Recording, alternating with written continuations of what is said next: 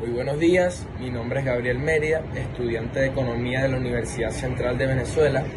Pertenezco a la sección número 10 en el área de epistemología con el profesor José Ramón Acosta.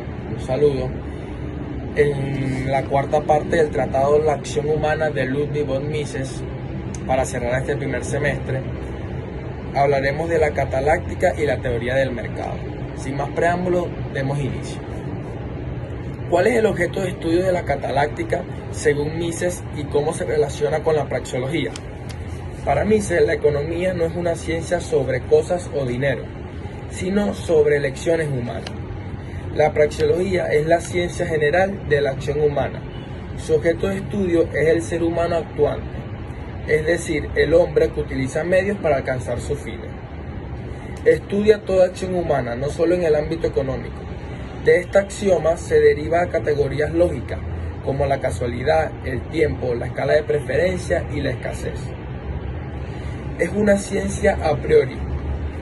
Sus verdades son válidas para cualquier acción, sea un hombre aislado en una isla o un operador de la bolsa de Wall Street. Es sencillo, la praxeología estudia todo tipo de acción humana, no solo en el ámbito económico. Y la cataláctica es la parte de la praxeología que se ocupa de los fenómenos del mercado. Su objeto de estudio específico es la acción humana realizada bajo el régimen de la división del trabajo y el intercambio voluntario. La cataláctica es un subconjunto de la praxeología, o sea que el hombre solo puede comparar sus valoraciones subjetivas. En la cataláctica, el intercambio permite que surjan precios en dinero. Estos precios permiten que el hombre compare de forma numérica y objetiva la importancia de diferentes bienes y servicios. ¿Cómo se relacionan? Bueno, la praxeología aporta leyes lógicas, como por ejemplo, para obtener A, debo renunciar a B. Y la cataláctica aplica esas leyes al entorno social. Por ejemplo, si el precio de A sube, los consumidores buscarán sustituirlo. Explique por qué Mises considera que los servicios personales como el consejo de un médico o las enseñanzas forman parte del ámbito económico. Ludwig von Mises sostiene que el error de muchos economistas anteriores fue creer que la economía solo trataba de la producción y consumo de objetos tangibles. Sin embargo, desde la perspectiva de la acción humana, el hombre no busca cosas, sino la satisfacción de necesidades o la eliminación de un malestar. ¿Por qué forman parte del ámbito económico? Un consejo médico, una clase de matemáticas o el talento de un músico son bienes económicos porque son escasos. Si la salud se recuperara instantáneamente sin esfuerzo o si el conocimiento se transmitirá por telepatía, estos no serían asuntos económicos.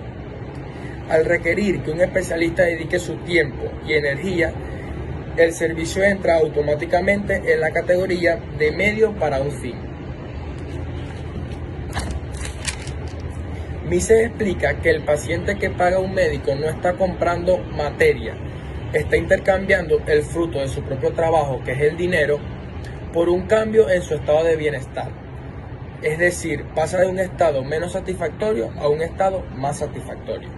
El hombre que actúa no distingue entre necesidades físicas y necesidades espirituales, busca simplemente la satisfacción de sus deseos y para ello debe asignar recursos escasos.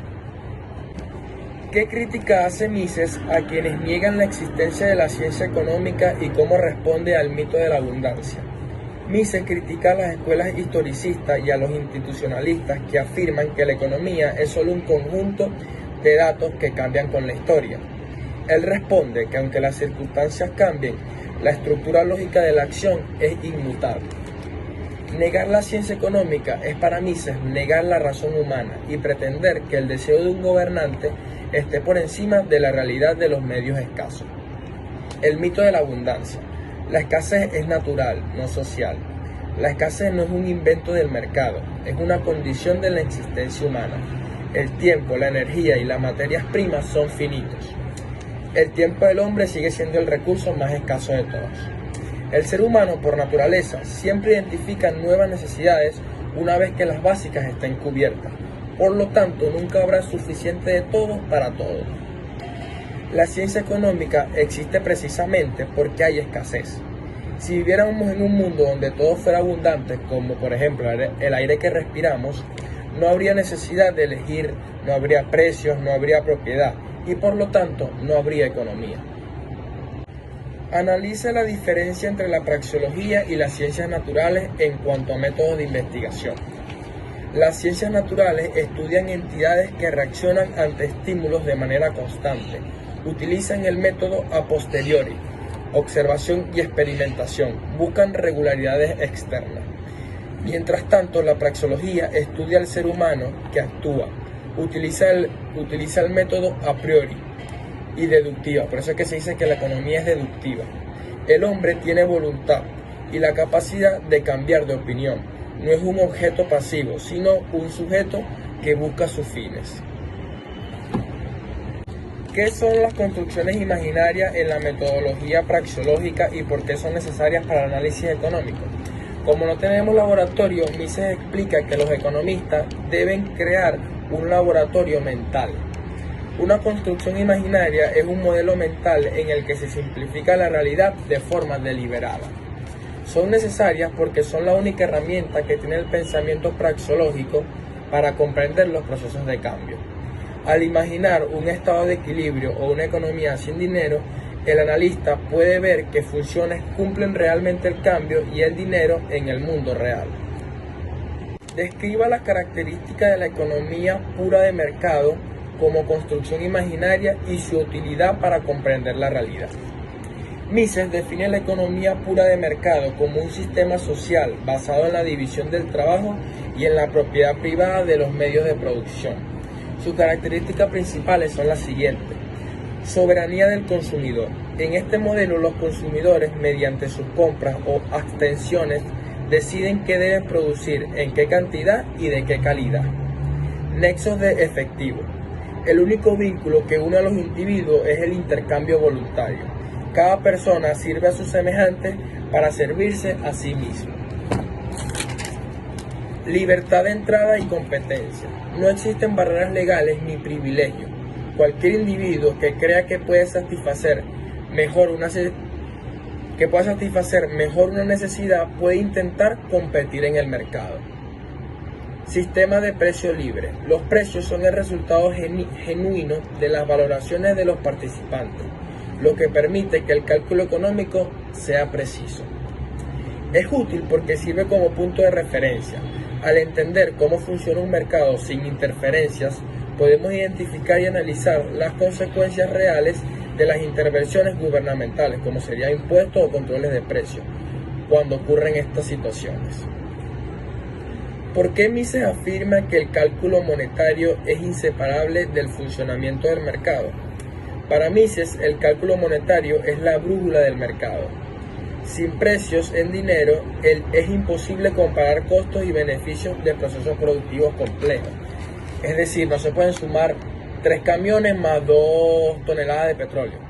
No, necesita un denominador común, que sería el dinero. El cálculo monetario permite al empresario saber si está creando riqueza o destruyéndola. Sin este cálculo, la civilización colapsaría, porque no sabríamos cómo usar los recursos escasos de manera eficiente. Compare la construcción imaginaria de una economía de mercado con la de una comunidad socialista, según el análisis de Mises. La economía de mercado se basa en el cálculo económico, la propiedad privada y la soberanía del consumidor. El orden surge de la cooperación voluntaria. La comunidad socialista es una construcción donde el cálculo económico es imposible, porque no hay propiedad privada de los medios de producción y por ende no hay precios. Mises concluye que el socialismo no es un sistema económico alternativo, sino un caos planificado. ¿Cómo aborda Mises la crítica al supuesto del Homo economicus y la idea de la maximización de beneficios? Mises rechaza el modelo del hombre económico que solo busca dinero. La praxeología no supone que el hombre sea egoísta o racional en un sentido estrecho. Solo supone que el hombre actúa para alcanzar sus propios fines.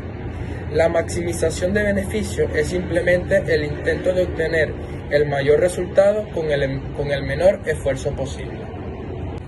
explica el papel de los consumidores en la economía de mercado y cómo condicionan la conducta de los empresarios. Mises propone la soberanía del consumidor. Los consumidores son los verdaderos jefes del sistema. Con sus decisiones de compra o abstenciones, determinan qué se produce y quiénes prosperan. En cambio, los empresarios son mandatarios de los consumidores. Si no satisfacen los deseos del público al menor costo posible, sufren pérdidas y son desplazados por los otros que sí lo hacen. Bueno, hasta aquí hemos llegado con este Tratado a la Acción Humana de Ludwig von Mises. Muchas gracias por su atención. Hemos culminado este primer semestre con el profesor José Ramón Acosta de manera exitosa. Y bueno, sin más nada que decirle, me despido de ustedes. Muchas gracias.